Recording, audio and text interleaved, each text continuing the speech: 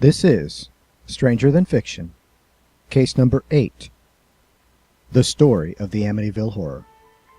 On a mild November night in 1974, around 6:30 in the evening, a small New York town's perspective upon the world suddenly changed.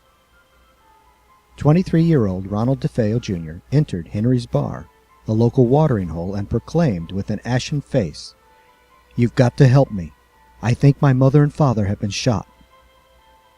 Some in the bar, having known DeFeo, gathered up the courage to walk with him just a few blocks down the street to a Dutch colonial home located at 112 Ocean Avenue. The house belonged to the DeFeo family since the early months of 1965. They were all well known, and they were all liked. Upon entering the home, a few of Ronald DeFeo's bar friends were horrified to learn that the young man had been correct. His parents were dead, and it appeared to be murder. Someone made an emergency call to the Suffolk County Police, demanding a unit to further investigate. When fully searched, the house contained 6 bodies. All were killed in their beds. The victims had all been shot with a lever-action .336 caliber rifle. By all evidence, they had been murdered at or around 3:15 a.m. of that same day. The parents, Ronald DeFeo Sr. and Louise DeFeo, had been shot twice. The children, Dawn, Allison, Mark, and John Matthew, all appeared to be resting in bed. In fact, all the victims within the house were found resting upon their stomachs. There is a slight suggestion which made some believe that Louise and her daughter Allison had been the only two awakened by the murdering assault. Item: how is it possible that 6 people could remain asleep while the others in their house were being shot with a loud and powerful hunting rifle? Item: 112 Ocean Avenue is within a close community of upscale homes. No one heard a single shot. Item: the Suffolk County coroner found no drugs or alcohol within the bodies of those killed. Upon discovery of his murdered family, Ronald DeFeo Jr. stated to the police that his father had been involved with some local mobsters and that he was certain that if they knew that he was still alive, they would come after him. DeFeo was immediately placed in protective custody and taken down to the local police station. After several interviews, inconsistencies in his story, and within the timeline surrounding the murders, Ronald DeFeo's innocence was questioned. The following day, he confessed. He killed his entire family. He told detectives, "Once I started, I just couldn't stop. It went so fast." 112 Ocean Avenue would later be known as the house in the Amityville Horror. Even before the famous novel and before the controversial stories, the property upon which the house had been raised had always been considered bad. During his trial, DeFeo tried to plead insanity. His defense lawyer told stories of an argumentative family and of a confused son who attempted to ease himself off his heroin addiction and LSD trips. There had been reported cases of DeFeo hearing voices ordering him to commit the crimes, of strange images of demons and evil faces taunting him during the night. DeFeo once claimed that before the killings, a man with black hands gave him the lethal weapon to start the killings. Although interesting, one must acknowledge that DeFeo has changed his stories several times. There are as many versions of what happened as there are Amityville Horror movies. All the ghost stories didn't work. On November 21st, 1975, DeFeo was found guilty and sentenced to 6 consecutive 25 to life terms. He is currently being held in Greenhaven Correctional Facility in New York. All his appeals to the State Parole Board have been turned down. The murders held within them some abnormal details. All 6 victims were found in their beds lying on their stomachs. All appeared to be peaceful and could have awakened quite easily upon hearing the sounds of a rifle being fired. It was this simple fact that no drugs had been found in their systems that have made police and locals puzzle over the case. From ballistic tests, there was no evidence of a silencer being used or that the rifle in question even had the fittings needed to have one. There was a theory that DeFeo had an accomplice, but no evidence has come forth supporting such a notion. During a recent interview, DeFeo stated that his sister Dawn helped, with him hoping to profit from her parents' death. But one should strongly consider the source. DeFeo has been known to be charming and demanding, always threatening to sue those he cannot subjugate. 13 months after the horrible murders that shook Amityville, George and Kathleen Lutz made a tentative offer of $80,000 for the house. Needless to say, the offer was instantly taken by the broker handling the property. But by state laws, both had to be informed about the horrible history. Upon further thought, neither George nor Kathleen considered the matter a serious one. Having only been married for a couple of months, the Lutzes needed a place to help start up a new family. Kathleen noticed a small sign hanging from the front yard lamp, which read High Hopes.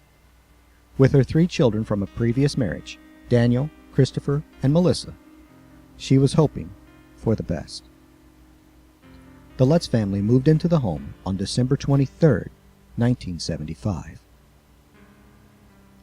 What followed next, as reported by the Lutzes in their book, are 28 days of psychological horror unequaled in the realms of ghostly attacks.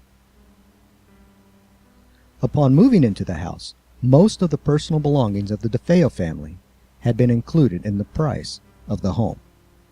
If one believes in psychometry, the philosophy of inanimate objects absorbing the energies around them, then 112 Ocean Avenue had been fully charged. Learning about the house's dark past, a friend of George's insisted that the house be blessed. Mr. Lutz, knowing a local Catholic priest, asked the man to take on the task of placing his new home upon a more peaceful, spiritual path. On the day that the Lutzes decided to move into their home, the priest arrived to do his duty. While out in the backyard and with the Lutzes enjoying a private moment with their children, the priest started his blessings. What happened next has been debated to this very day. In a room that would later be used as a sewing room, the priest heard a rather masculine voice ordering him to get out. There was accompanied by the request a foul smell and a rather physical slap on the priest's face. The priest left without announcing his presence to the Lutzes. Later, the man telephoned George and Kathleen, warning them to stay out of the sewing room as much as possible. The sewing room, it was later discovered, had been the bedroom of Mark and John Matthew DeFeo. From that moment on, the Lutzes encountered several, if not questionable, experiences. Item: George had regularly been awakened in the course of the night to the sounds of the front door opening and slamming shut. Upon investigation, he only saw their dog Harry asleep peacefully on the front room rug. Item: upon several occasions, Kathleen could feel herself being embraced by unseen forces. Item: the house was plagued with swarms of flies in the middle of winter. Item: George would find himself waking up at 3:15 a.m. each morning with an overwhelming urge to check his boathouse. Item: a horrific, demonic face had made its presence known to George and Kathleen while George tended to his fire in the back of their fireplace. Half the demon's face looked blown away as if by a rifle. Item: the young daughter, Missy, claimed to have an imaginary friend named Jody, a demonic pig capable of changing its size. Item: on January 1st, 1976, a trail of gigantic cloven hoof prints had been spotted in the snow just outside the house.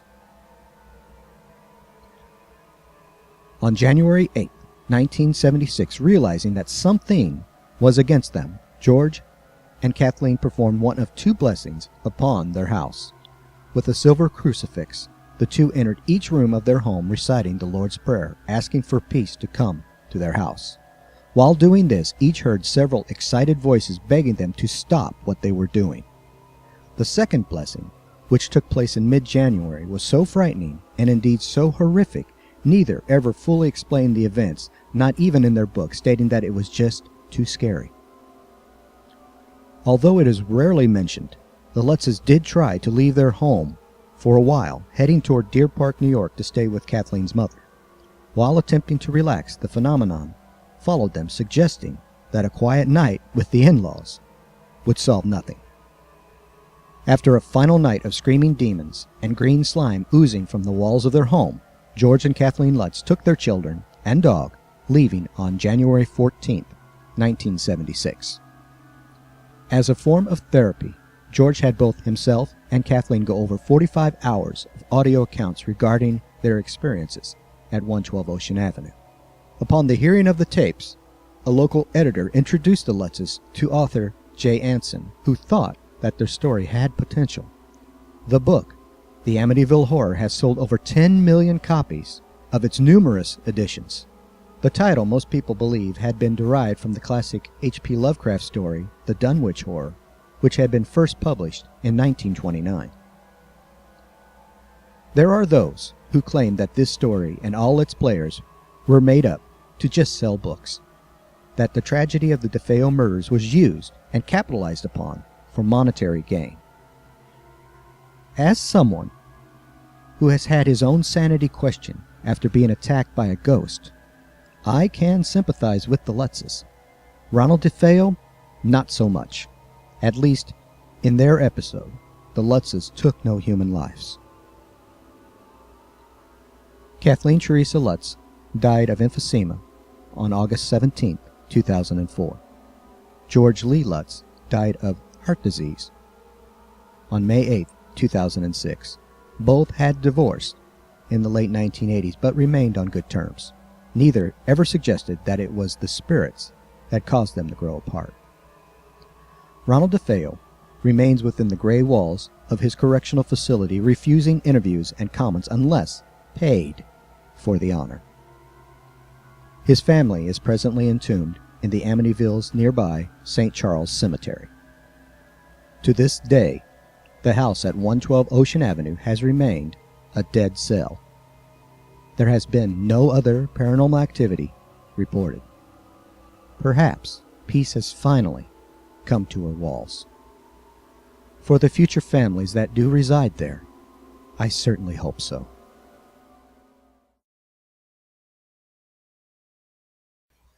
If you have enjoyed this video, I ask that you please subscribe to this YouTube station.